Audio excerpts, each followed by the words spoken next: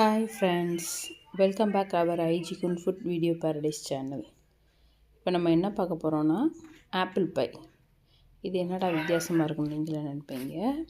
ஆப்பிளை குட்டி குட்டியாக சீவி கட் பண்ணி வச்சுட்டு அதில் கொஞ்சம் நாட்டு சக்கரை அதே மாதிரி போட்டுட்டு அது மேரினேட் பண்ணி வச்சிடுறோம் நம்ம ஆப்பிளை. இப்போ வந்து கொஞ்சம் கோதுமை மாவு மைதா மாவும் போட்டு நான் வச்சுட்டு அதில் கொஞ்சம் ஐஸ் வாட்டர் நம்ம நல்லா பிசைஞ்சு மாவு மாதிரி கட்டியை வச்சுட்டு இந்த மாதிரி தேய்ச்சி ஒரு பேனில் வந்து வச்சிடுறோம்.